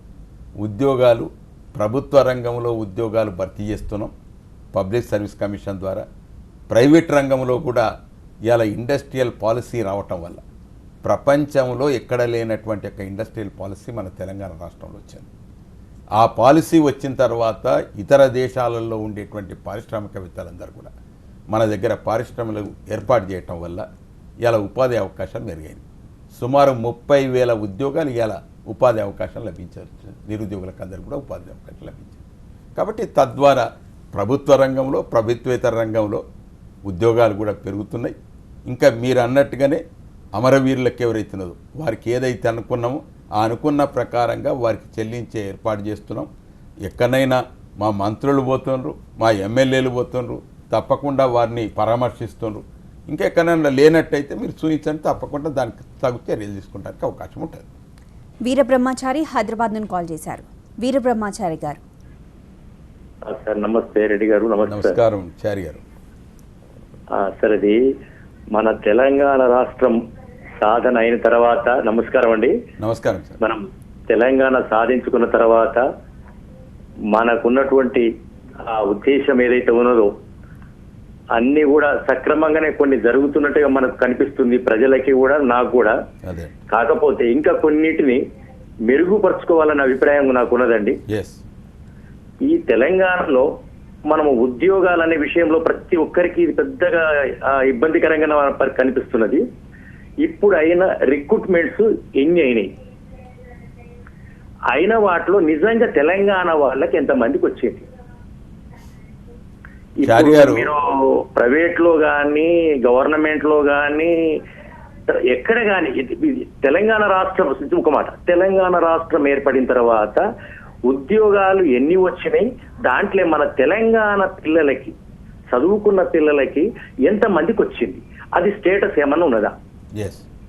మీరు అన్నట్టుగా పబ్లిక్ సర్వీస్ కమిషన్ ద్వారా ఇప్పటికే సుమారు 8,000 పోస్టు భర్తీ చేసినాం. ఈ 8,000 పోస్టుల్లో తెలంగాణ వారితోటే భర్తీ చేసినాం. వేరే రాష్ట్రం వాళ్ళకి ఇక్కడ ఉద్యోగ అవకాశాలు లేవు. కొత్త నియామకాలు కాబట్టి ఆ కొత్త నియామకాలని మన రాష్ట్రం వారితోటే భర్తీ అవుతాయి. అవి పారదర్శకంగా, అవినీతి రహితంగా నియామకాలు చేసడం వల్లనే ఇలా గ్రామీణ ప్రాంతాల్లో ఉండేటువంటి నిరుద్యోగులందరూ కూడా మాకు మంచి ఉద్యోగాలు, ఎటువంటి పైసా ఖర్చు లేకుండా ఉద్యోగం వచ్చిందనే నమ్మకాన్ని కలగజేసినాం. ఇక ప్రభుత్వేతర రంగాలలో కూడా ఇంకా కొన్ని కంపెనీలు వస్తున్నాయి. కొన్ని కంపెనీలు పెట్టిన వాటికే ఇదికే ఓ 20,000 ఉద్యోగాలు వారు భర్తీ చేసుకున్నారు. కానీ అది ఎందుకొరకంటే అది ఒక స్పష్టమైన లెక్క ఉండడానికి అవకాశం ఉంటుంది. ఎందుకంటే కిందసేపు మనకు ప్రభుత్వ రంగంలో ఉండేటువంటి ఒక పోస్టులు అంటే నోటిఫికేషన్ ఇస్తాం కాబట్టి స్పష్టంగా ఉంటుంది. కాబట్టి అది పరోక్షంగా ఉంటాయి కొన్ని ఉద్యోగాలు, ప్రత్యక్షంగా ఉంటాయి. కాబట్టి దాంట్లో మాత్రం మాకున్న అంచనా ప్రకారంగా 30,000 వరకు మాత్రం ఉపాధి అవకాశాలు లభించినాయి అన్నట్టుగా అంచనా ఉన్నది. ఇంతమందికి నిర్దిష్టంగా తెలంగాణ వచ్చిన తర్వాత 2.5 సంవత్సరాల్లో ఈ విధమైనటువంటి ఉపాధి అవకాశాలు లభించినాయి అని చెప్పగలుగుతాం. మరో కాల్ ఉన్నారు. శ్రీకాంత్ కువైట్ నుండి కాల్ చేశారు. శ్రీకాంత్ గారు. నమస్కారం అండి సుధాకర్ రెడ్డి గారు. నమస్కారం శ్రీకాంత్. మీకు ముందుగా చీఫ్ విప్ అయినందున శుభాకాంక్షలు. Thank you sir. సార్ మీరు ఏమనుకోవద్దు, దీన్ని కప్పిపుచ్చదు సార్. అంటే నేను చెప్పే విషయాన్ని కప్పిపుచ్చకుండా దయచేసి నేను ఒక్క మాట అడుగుతాను సార్. కోదండరామ్ గారు తెలంగాణ ఉద్యమంలో ఇంటికి ఒక ఉద్యోగం ఇస్తానన్నారు. ఆయన మొదటి నుంచి తప్పుడు వాగ్దానాలు చేశారు, అది మాకు తెలుసు. కానీ దయచేసి మీరు ఏదైనా విషయాన్ని రాద్ధాంతం అంటే మీరు మాటకారి, మీరు ఏమేం చేయగలుగుతారు ఉపాధ్యాయుడు, మీరు దాన్ని ఏదైనా కప్పిపుచ్చచ్చు. ప్లీజ్ నా ఏమున్నానంటే సార్, ఇంతవరకు రుణమాఫీ చేశారు, సంతోషం, చాలా సంతోషం సార్. రుణమాఫీ చేశారు, మీరు దశల వారీగా అయినా ఇస్తున్నారు, సంతోషం, ఇస్తారు కూడా, ఆ నమ్మకం మాకు ఉంది. కానీ నేనేమంటున్నాను సార్, జీతాలు 44%, 42% పిఆర్సీ పెంచడం, అసలు ప్రభుత్వ ఉద్యోగం అంటే ఏంది? వ్యవసాయం చేయాలంటే ఈరోజు పల్లెటూరులో ఎవరు చేస్తలేరు. మాలాంటి వాళ్ళు కువైత్ పోయి ఉండడం ఎందుకంటే ఇక్కడ వ్యవసాయంలో మాకు గిట్టుబాటు అయితే లేదు. అందరూ ఇప్పుడు ప్రభుత్వ ఉద్యోగానికి ఇంతెందుకు క్రేజ్ వస్తుంది? పాలకులు ఓట్ల కోసం ఎన్నో లక్షలు, అంటే ఎంతంటే అంత వాళ్ళ ఇంటి నుంచి ఇచ్చేది కాదు కాబట్టి ఎంత పడితే అంత ఇచ్చేస్తున్నారు. దీనికోసం ఏమైతుంది, ప్రతి ఒక్కరూ ప్రభుత్వ ఉద్యోగం వైపు చూస్తున్నారు. కానీ 42% ఆర్టీసీ వాళ్ళు కష్టం ఉంది సార్. అడిగిన దానికంటే మన కేసీఆర్ గారు ఎక్కువ ఇవ్వడం, ఇలాంటి డబ్బు ప్రభుత్వ డబ్బు గవర్నమెంట్ ఎంప్లాయీస్కి ఇవ్వడం, మరీ ముఖ్యంగా టీచర్స్ల శాలరీ చూసుకున్నప్పుడు చాలా గ్రామాలలో వ్యతిరేకత ఉంది సార్. రాజకీయ నాయకుల కంటే ఎక్కువ టీచర్లకు ఉంది. ఇప్పుడు రాజకీయ నాయకులు, ఎమ్మెల్సీలు, ఎమ్మెల్యేలు వాళ్ళ జీతాలు పెంచుకున్నారు. నిజం చెప్పాలంటే వాళ్ళకు ఆ ఊళ్ళో ఖర్చులు ఉంటాయి. వాళ్ళు చేసేది చాలా చాలా రకంగా వాళ్ళకి ఇబ్బందులు ఉంటాయి. వాళ్ళకు జనాలు చూడాల్సింది ఉంటుంది, వాళ్ళ పర్యటనలు ఉంటాయి, ఇవన్నీ ఉంటాయి సార్. నేనేమంటున్నానంటే సార్, ఇట్లాంటి పిఆర్సీలు మళ్ళీ మళ్ళీ పెంచుకుంటూ పోతే అంటే ఏం కావాలి సార్? ప్రభుత్వ ధనం ఏం కావాలి? పోనీ సార్ ఒక రైతుకి ఇవ్వండి, మీరు పిఆర్సీ పెంచండి, కానీ ఆ రైతుకు కూడా ఒక పిఆర్సీ పెట్టండి. రైతుకు ప్రతి సంవత్సరం మేము ఇంత ఇస్తామని చెప్పండి. కానీ మీరు ఒక్కటి దయచేసి సార్, మీరు ఏమైనా చెప్పగలుగుతారు, మీరు ఏమైనా మాట్లాడగలుగుతారు, కానీ ఒక్క దయచేసి దీన్ని సానుకూలంగా స్పందించండి. ఇంకొకటి ఏముందంటే సార్, మన deputy chief minister Kadiyam Srihari గారే అన్నారు ఉపాధ్యాయులు సరిగా పనిచేస్తలేరని. అలాంటి కడియం శ్రీహరి గారినే ఉపాధ్యాయులు మీదెంత అనే మాట మాట్లాడే స్థాయికి వచ్చిందంటే మన గవర్నమెంట్ ఎటుపోతుంది సార్? ప్లీజ్ దయచేసి మీరు ఏమనుకోవద్దు, ఇది కప్పిపించకుండా నిజం ఒప్పుకున్నా పర్వాలేదు, కానీ న్యాయంగా మాట్లాడండి మా విన్నపం సార్. ఎందుకొరకంటే ఇప్పుడు ఉండేటువంటి యొక్క పరిస్థితుల్లో తెలంగాణ రాష్ట్రం వస్తే ఎటువంటి అవినీతి జరగకుండా, ఆశ్రిత పక్షపాతం కనబడకుండా, బంధుప్రీతిని ఆమెడి దూరంలో పెట్టేటట్టుగా ప్రజలకు పాలన అందుబాటులో పెడతామనేటువంటి ఒక లక్ష్యంతో ఉద్యోగస్తులందరూ కూడా మంచి కడుపు నిండా ఉండాలి వారికి అనే సంకల్పంతో మొదటి నుంచి కూడా కేసీఆర్కు ఒక నమ్మకం, వారికి మంచి జీతభత్యాలు ఇస్తే బాగా పనిచేస్తారనే నమ్మకం. ఆ నమ్మకంతో వారికి పిఆర్సీ అమలు చేశారు. ఇవాళ మీరు చూసినారు, ఎటువంటి రాజకీయ అవినీతి లేకుండా తెలంగాణ రాష్ట్రంలో గతంలో మంత్రుల దగ్గర అవినీతి జరుగుతుండే, ముఖ్యమంత్రి దగ్గర అవినీతి జరుగుతుండే. ఇక్కడ మాత్రం ఇప్పుడు అటువంటి రాజకీయ అవినీతికి అంతం చేసినటువంటి ఒక ఉదంతం చూస్తారు. ఇక ఉద్యోగస్తులలో కూడా మీరు అన్నట్టుగా కొంత గత పాత వాసన ఉండేటువంటి అవకాశం ఉంటుంది. ఎందుకంటే కొంత నిర్లక్ష్యం ఉండొచ్చు, ఎవరు చూస్తున్నాను అనేటువంటి ఒక భావన ఉండొచ్చు. కానీ దాన్ని కూడా మార్పు చేయడానికి, ఎప్పటికప్పుడు పర్యవేక్షణ చేయడానికి ఇక వికేంద్రీకరణ అనేటువంటిది ఏర్పాటు చేసినాం. ఇవాళ ఒక పాఠశాలకు పోతే ఎప్పుడు ఎంఈఓ వస్తాడు, ఎప్పుడు డిఓ వస్తాడు, ఎప్పుడు కలెక్టర్ వస్తాడు, ఈ విధమైనటువంటి ఒక భయంతో కొద్ది విధులు సక్రమంగా నిర్వహించడానికి అవకాశం వస్తూ ఉంటుంది. కాబట్టి ఉపాధ్యాయులు సక్రమంగా నిర్వహించేటట్టుగా ఆ విధంగా ప్రక్షాళన చేస్తున్నాం. ఈ సంవత్సరం కొంత మార్పు కనబడుతుంది.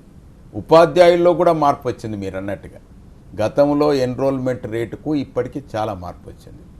మీడియం ఆఫ్ ఇన్స్ట్రక్షన్ వారే స్వచ్ఛందంగా మేము ఇంగ్లీష్ చదవకపోయినా నేర్చుకొని ఇలా ఇంగ్లీష్ మీడియంలో తరగతులు బోధిస్తామనే నమ్మకాన్ని కలిగజేశారు. తద్వారా తల్లిదండ్రులకు కూడా నమ్మకం కలుగుతుంది. కాబట్టి కొంత మార్పు వస్తున్నటువంటి ఒక విషయాన్ని మాత్రం గమనించాం. ఇక రెండవది, మీరు వ్యవసాయదారులకు ఏం చేసినాం?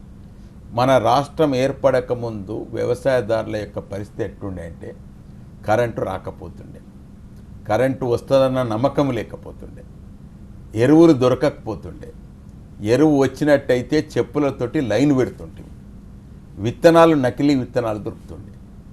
వీటన్నిటి కూడా అదుపు చేయడానికి ఇవాళ 9,000 మెగావాట్ల కరెంట్ ఏదైతున్నదో యాసంగి పంటకు, దాన్ని 9,200 మెగావాట్ల విద్యుత్ శక్తిని ఇలా సమకూర్చగలిగిన.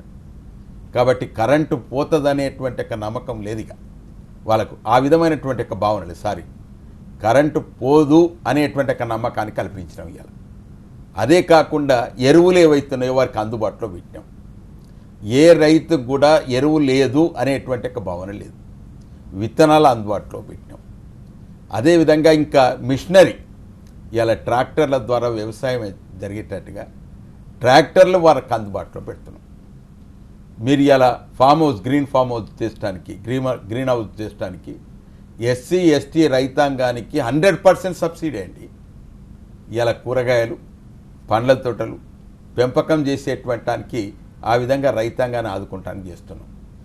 రైతుకు గిట్టుబాటు ధర కల్పించేటట్టుగా ఆయనకు గోదాములు నిర్మాణం చేసి, ఆ గోదాములలో వారి పంటను ఒకవేళ గిట్టుబాటు ధర లేకపోతే దాన్ని ఆడ డిపాజిట్ చేసుకుంటాడుగా, దానికి ఇమీడియట్గా డబ్బు రావాలంటే 75% వితౌట్ ఎనీ ఇంట్రెస్ట్ 75% అమౌంట్ వారికి అందజేసేటట్టుగా చర్య తీసుకుంటాం. ఈ విధంగా రైతాంగానికి ఎంత చేయాలో అంత చేస్తున్నటువంటి ఒక ప్రభుత్వం. స్వయంగా మా ముఖ్యమంత్రి గారే ఒక రైతుని ఎట్లా నిరంతరం నీళ్లు కావాలి, కరెంటు కావాలి, ఎరువు కావాలి, విత్తనం కావాలి, ఆ పండిన పంటకు గిట్టుబాటు ఉండాలి. ఇగో ఇటువంటి ప్రణాళిక రూపకల్పన చేసడానికి ఎంత ప్రయత్నం చేస్తున్నాం మీరు తెలుసు.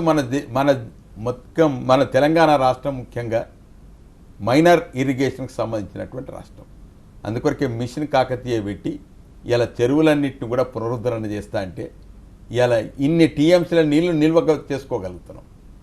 తద్వారా ఇలా ఎందుకొరకంటే ఇలా యాసంగి పంట చూస్తా అంటే నాట్లేస్తా అంటే అసలు భూమికి భారం అయ్యేంత పంట పండుతుంది అనేటువంటి ఒక మాట వస్తుంది. ఇలా కందులు చూస్తే గత సంవత్సరం పండినటువంటి పంటకు 5 రెట్ల పంట వచ్చింది. కాబట్టి ఆ రకమైనటువంటి ఒక ఉత్సాహం ప్రోత్సాహం కలగజేయాలనేటువంటి ఉద్దేశంతో చేస్తున్నాం. ఇటు ఉద్యోగస్తులు బాగుండాలి, ఇటు రైతాంగం బాగుండాలి, సమసమాజ స్థాపన జరగాలి, పాఠశాలలు బాగా. ఎందుకంటే అంబేద్కర్ గారు చెప్పినట్టుగా ఎవరైనా విద్య ఉంటేనే అభివృద్ధి జరుగుతుంది. కాబట్టి విద్యకు అత్యధికమైన ప్రాధాన్యత ఇచ్చి ఇలా గురుకులాలు పాఠశాలలు ప్రారంభిస్తున్నాం. సురేష్ హైదరాబాద్ నుండి కాల్ చేశారు. సురేష్ గారు నమస్కారం అండి. సురేష్ గారు నమస్కారం అన్న. నమస్కారమే. బాగుందా అన్న? బాగుంది. అది మనకు ఇప్పటిదాకా మీరు చెప్పిన విషయాలన్నీ చేయవలసినయే. కాల్ డ్రాప్ అయ్యింది. సో టీఆర్ఎస్ను అధికారంలో కూర్చోబెట్టిన డబుల్ బెడ్రూమ్ ఇళ్ల పథకం అనేది ఇప్పుడు అటకెక్కింది, నిర్లక్ష్యానికి గురవుతుంది అంటున్నారు. నిజమేనా? మీరు మొన్ననే ముఖ్యమంత్రి గారు మొత్తం సమీక్ష చేశాడు. ప్రతి నియోజకవర్గాల్లో ఎన్ని ఇండ్లనైతే నిర్మాణం చేయాలనుకున్నామో అన్ని ఇండ్లకు సంబంధించినటువంటి నిధుల యొక్క కొరత లేదు. దానికి కావలసినటువంటి ఒక సిమెంట్ ఎంత అవసరం ఉంటుందో సిమెంట్ ఫ్యాక్టరీలతో మాట్లాడి సిమెంటు అందుబాటులో పెట్టాము. ఇసుక ఏదైతే లేదో కలెక్టర్లకు ఎప్పటికప్పుడు ఆదేశాలు ఇచ్చి ఇసుకను కూడా అందుబాటులో పెట్టాం. కాబట్టి ఎక్కడ కూడా డబుల్ బెడ్రూమ్ ఇండ్ల నిర్మాణం అలసత్వం జరిగేటువంటి అవకాశం లేదు. మేము ఏ లక్ష్యం పెట్టుకున్నామో ఆ లక్ష్యం నెరవేర్చడానికి సిద్ధంగా ఉన్నది. కాబట్టి 2,40,000 ఇండ్లు కట్టి తీరుతాం. అలానే మరొకటి ఏంటంటే డబుల్ బెడ్రూమ్ ఇళ్ల దరఖాస్తులు లక్షల్లో ఉన్నాయి, కానీ యాక్చువల్గా లబ్ధిదారులు అయితే వేలల్లోనే ఉన్నారు అని ప్రభుత్వం మాట. మరి సర్వే చేసినప్పుడు ఈ లింకులు లేవే. అదే నేను చెప్తూనే ఉంటుంది కదా మేడం. మేము అన్నది ఏమిటంటే కాంగ్రెస్ ప్రభుత్వమే చెప్తూ వచ్చింది శాచ్యురేటెడ్ స్థాయికి అంటే ఎంతమంది అయితే ఉన్నారో అర్హులు ఉన్నారో ఆ అర్హులందరికీ ఇల్లు కట్టినామని మాట చెప్పింది కాంగ్రెస్ ప్రభుత్వం. ఎవరైనా మిగిలినట్టయితే వారికి అందరికీ ఇస్తామనేటువంటి ఒక మాట చెప్పినాం. కాబట్టి బిలో పావర్టీ లైన్లో ఉండేటువంటి వారందరికీ కూడా ఎంత అయితే అవసరం ఉన్నదో వారందరికీ కూడా ఇళ్ళ నిర్మాణం కట్టి చేస్తాం. కాబట్టి అది ఎంపిక విధానంలో కూడా మీకు స్పష్టం, దాంట్లో కూడా పారదర్శకంగా. గతంలో అవినీతిమయమైనటువంటి విధానం ఉన్నప్పటికీ కూడా మా రాష్ట్ర ప్రభుత్వం ఎన్నైతే ఇందిరమ్మ ఇండ్ల నిర్మాణంలో జరిగినాయో అవన్నిటిని కూడా మాఫీ చేసిన మా ప్రభుత్వం. కాబట్టి ఇంకా అంతకన్నా ఎక్కువేం కావాలి మేడం. కాబట్టి ఆ గతంలో ఉన్నటువంటి ఒక బకాయిలన్నీ కూడా మాఫీ చేసినాం. ఇప్పుడు కొత్త ఇండ్ల నిర్మాణం చేపడుతున్నాం. ఈ నిర్మాణం చేపట్టినప్పుడు కూడా కేంద్ర ప్రభుత్వం ఎంత ఇచ్చినప్పుడు మా రాష్ట్ర ప్రభుత్వం సుమారు ఒక్కొక్క ఇంటి మీద అంటే 5.5 లక్షలకు పైబడి 6 లక్షల వరకు నిర్మాణం జరిగేటువంటి అవకాశం ఉంటుంది. కాబట్టి దాంట్లో కూడా టెండర్స్ పారదర్శకంగా ఉండేట్టుగా టెండర్ కాల్ఫర్ చేస్తున్నాం. ఆ టెండర్లలో కూడా వారికి కూడా గిట్టుబాటు ఉండాలి కదా. ఎవరికైనా గుత్తేదారు వస్తుందంటే 4 పైసలు వస్తాయని వస్తారు. కాబట్టి ఆ వారికి ఉండేటట్టుగా వారిని కూడా మెప్పించేటట్టుగా అయ్యా ఎక్కడన్నా చూసుకొని ఇక్కడ మాత్రం ఇది జర ప్రజలకు సంబంధించినటువంటిది కాబట్టి మీరు కష్టపడినా కానీ ఇండ్ల నిర్మాణం చేయాలని వారిని ఒప్పించి తదనుగుణంగా ఇండ్ల నిర్మాణం చేపడుతున్నాం.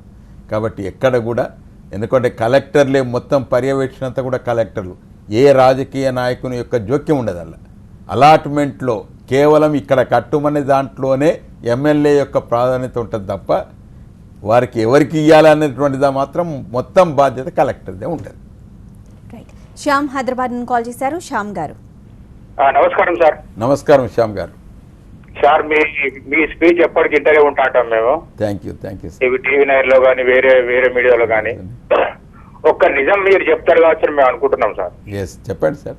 ప్రతి రాజకీయ నాయకులు రోజు ఇంటుంటాం, పొద్దున సాయంత్రం మీరు రొల్లు పెట్టుకుంటారు టీవీ 9 లోపల కానీ 7లో కానీ 5లో కానీ. ఒక్క నిజం మీరు చెప్పగలుగుతారు కావచ్చు అని నేను మిమ్మల్ని క్వశ్చన్ అడుగుతున్నా సార్. చెప్పే అవినీతి లేని రాజకీయం అనేది మన భారతదేశంలో ఎక్కడ ఉన్నదా సార్? సార్, అవినీతి లేని రాజకీయం మన భారతదేశంలో ఎక్కడ ఉన్నదా సార్? అంటే మన రాష్ట్రం ఒకటి సార్. రెండోది తర్వాత ఒక ఎమ్మెల్యే పోటీ చేయాలంటే ఒక సిటీ లోపల 3 కోట్ల నుంచి 4 కోట్లు కావాలి. సెకండ్, పల్లెల్లో పోటీ చేయాలంటే 1.5 కోట్లు కావాలి. ఒక సర్పంచ్ పోటీ చేయాలంటే మినిమం 2.5 లక్షల నుంచి 3 లక్షలు కావాలి. ప్రతి రాజకీయ నాయకుడు ఏమంటాడు? అవినీతి లేదు, అవినీతి లేదు. అవినీతి లేని భారతదేశంలో కూడా ఒక కాన్స్టిట్యూన్సీ చూపించగలుగుతారా సార్? మేము వింటున్నా, నా ఏజ్ ఇప్పటికీ 52 years. కాంగ్రెస్ చూశాను, బీజేపీ చూశాను, జనతా పార్టీ చూశాను, అందరూ ఇదే విషయం. అవినీతి లేని రాజకీయం ఉందా సార్? మీకు ఎమ్మెల్యే టికెట్ వస్తే మీరు ఖర్చు పెట్టేది 2.5 నుంచి 3 కోట్లు ఈ సిటీ లోపల. ఒక కౌన్సిలర్ సిటీ లోపల పోటీ చేయాలంటే 60 నుంచి 70 లక్షలు. అవినీతి ఎక్కడ లేదు సార్? అవినీతి ప్రతి రాజకీయ నాయకుడు ఇదే. అవినీతి లేని అవినీతి లేకుండా ఉన్నదా సార్? దీనికి సమాధానం చెప్పండి సార్. ఇది నాకు వచ్చే మనసులో, నేను రాజకీయ నాయకుడు కాదు. నేను కూడా రాజకీయ నాయకుడిని కాదు శ్యామ్ గారు. కరెక్ట్గా మాట్లాడుకుందాం. ఎందుకంటే ప్రస్తుతం ఉండేటువంటి జీవన శైలిలో చాలా మార్పు వచ్చినమాట వాస్తవం. మీరు రాజకీయం అంటే ప్రతి ఒక్కరికి కూడా రాజకీయం అనేటువంటి ముద్ర వేస్తానికి కూడా వీల్లేదు. అందరూ కూడా అవినీతిమయమైనటువంటి వాళ్ళే రాజకీయ నాయకులు ఉంటారని కాదు. కొందరు సేవా తత్పరతతోటి స్వచ్ఛందంగా ముందుకొచ్చేటువంటి రాజకీయ నాయకులు కూడా ఉంటారు. కాబట్టి దాంట్లో కొంతమంది ఏ రకమైనటువంటి అవినీతి చేస్తారనేటువంటిది వేరువేరుగా ఉంటుంది. అందరూ ఒకే రకమైనటువంటి అవినీతి జరగదు. కాబట్టి ఇప్పుడు తెలంగాణ రాష్ట్రం ఏర్పడ్డ తర్వాత అంటే వారికి ప్రాధాన్యత ఉన్నట్టయితే, డిస్క్రిషన్ పవర్ ఉన్నట్టయితే వారికి అవినీతి చేయడానికి అవకాశం ఉంటుంది. మన ఎమ్మెల్యేలకు కానీ ఎంపీలకు కానీ ఆ డిస్క్రిషన్ పవర్ లేకుండా చేసినాం. ఏదైనా పారదర్శకంగా కనబడాలి.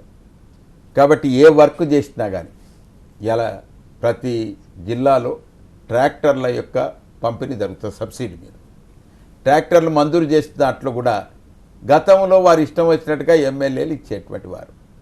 ఇప్పుడు కలెక్టర్లే బాధ్యత తీసుకొని ఎవరు రైతులు, నిజమైనటువంటి రైతులు ఎవరో గుర్తించి ఆ రైతులకు ట్రాక్టర్లు మంజూరు చేసేటువంటి అధికారం ఇస్తుంది. కాబట్టి ఈ రకం చేయడం వల్ల కొంత రాజకీయ అవినీతి లేకుండా ప్రయత్నం అనేది జరుగుతుంది. అంటే ప్రజలే అనుకుంటారు ఇప్పుడు గతము కన్నా ఇప్పుడు కొంత రాజకీయ అవినీతి తక్కువైంది అనేటువంటి ఒక మాట. పూర్తిగా అయిందా అనేటువంటి ఒక మాట నేను కూడా చెప్పలేకపోవచ్చు. కానీ గతం కన్నా పోల్చుకున్నట్టయితే మాత్రం అరే మున్పటి లెక్క ఎమ్మెల్యే లంచాలు తింటలేడా అనేటువంటి మాట వస్తుంది. కాబట్టి గంతకన్నా ఇంకేం కావాలి శ్యామ్ గారు? కాబట్టి ఆ రకంగా ఇంకా కొద్దిగా జరుగుతా అంటే రాజకీయ అవినీతి ఇలా సంస్కరణలు కూడా తీసుకొచ్చడానికి ప్రయత్నం చేస్తున్నాం. డిమానిటైజేషన్ ఎందుకు తీసుకొచ్చాను? దానివల్లనే కొంత జరుగుతుంది అనేటువంటి ఒక నమ్మకంతో కొన్ని విధానాలు మార్పు చేయటం వల్ల అవినీతిలో కొంత తక్కువ అయ్యేటువంటి అవకాశం ఉంటుంది. దాన్ని ప్రయత్నం చేద్దాం, అందరం కలిసి ప్రయత్నం చేస్తేనే అవుతుంది తప్ప లేకపోతే సాధ్యం కాదు. రైట్. రేపు భక్త రామదాస్ ప్రాజెక్ట్ను జాతికి అంకితం ఇస్తున్నారు. మిగతా ప్రాజెక్టులతో కంపేర్ చేస్తే ఈ ప్రాజెక్ట్ని చాలా ఫాస్ట్గా కంప్లీట్ చేశారు, ఎందుకని అంటారు? అంటే అక్కడ పట్టుదల కలిగినటువంటి ఒక మంత్రి తుమ్మల నాగేశ్వరరావు గారు, అక్కడ రైతాంగం కూడా సహకరించింది మేడం, భాగస్వాములు అయింది. నీళ్ళు వచ్చినట్టయితే మా బీడు భూములన్నీ కూడా మాగానే అవుతుంది అనేటువంటి ఒక ఉద్దేశంతో ల్యాండ్ ఎక్విజేషన్లో సహకరించారు. కాబట్టి కాలువలు కూడా నిర్మాణం జరిగింది. కాబట్టి తద్వారా అక్కడ మనం అనుకున్నటువంటి భారీ నీటిపారుదల శాఖ మంత్రి హరీష్ రావు గారు, తుమ్మల నాగేశ్వరరావు గారు ఎప్పటికప్పుడు పరిశీలన చేస్తూ ఈ సూచన, అదే ముఖ్యమంత్రి గారు ఏమండి వెంటబడి ఏమైనా నాగేశ్వరరావు గారు ఎంత దూరం వచ్చింది చెప్పు నాకు, అది టార్గెట్ పెట్టండి. కాబట్టి టార్గెట్ పెడితే తప్పకుండా పని అవటానికి అవకాశం ఉంటుంది మేడం. కాబట్టి కొన్ని అడ్డంకులు ఇప్పుడు మనం చూస్తున్నాం. ఇప్పుడు కాళేశ్వరం ప్రాజెక్టులో కానీ, అదేవిధంగా దేవదల ప్రాజెక్టు కానీ, పాలమూరు ప్రాజెక్టులో కానీ ఏదో రకమైనటువంటి అడ్డంకులు. ఇప్పుడు కాంగ్రెస్ వాళ్ళు కానీ ఇతర పార్టీల వాళ్ళు మేము సహకరిస్తామనే మాట మాట్లాడతారు, కానీ మళ్ళీ తీరా ప్రాజెక్టు ప్రారంభించడం ఏదో రకమైనటువంటి కోర్టు నుంచి అభ్యర్థన తీసుకొచ్చేది. గ్రీన్ ట్రిబ్యునల్కి పోయి ఎవరు పోయినారు మేడం? కాంగ్రెస్ వాళ్ళు మేమే పోయినామని చెప్పుకోవచ్చు. మన పాలమూరు ప్రాజెక్టు దాని మీద స్వయంగా నాగం జనార్దన్ రెడ్డి గారు ఆయన మద్రాసుకు వెళ్ళి మద్రాసు నుంచి గ్రీన్ ట్రిబ్యునల్ నుంచి స్టే ఆర్డర్ తీసుకొచ్చిందంటే అర్థమేమిటి మేడం అది? కాబట్టి ఇటువంటి అడ్డంకులు ఉండటం వల్ల కొంత జాప్యం అయ్యేటువంటి అవకాశం ఉన్నది. అక్కడ మాత్రం అందరు కూడా సహకరించి ఆ ప్రాజెక్టు నిర్మాణం అవటానికి చేశారు. ఇలా మనం అనుకున్నట్టుగా కల్వకుర్తి ఎత్తిపోతల పథకం అది కూడా మంచి సక్సెస్ అయ్యి ఇలా ప్రాంతంలో ఉండేటువంటి రైతాంగానికి వేలాది ఎకరాలు ఇలా మాగానిగా మారేటువంటి అవకాశం ఏర్పడ్డది. కాబట్టి ఎక్కడైనా ప్రజలు సహకరించినట్టయితే, ప్రజలు భాగస్వాములు అయినట్టయితే, ఈ ప్రాజెక్టు వస్తే మా భూములన్నీ కూడా మంచి బీడు భూములు ఇలా మాగానిగా మారేటువంటి అవకాశం ఉంటుందని భావిస్తే తప్పకుండా జరిగేటువంటి అవకాశం ఉంటుంది. Right, thank you Sudhakar Reddy గారు. ఇది ఈరోజు వారధి. చూస్తూనే ఉండండి TV9.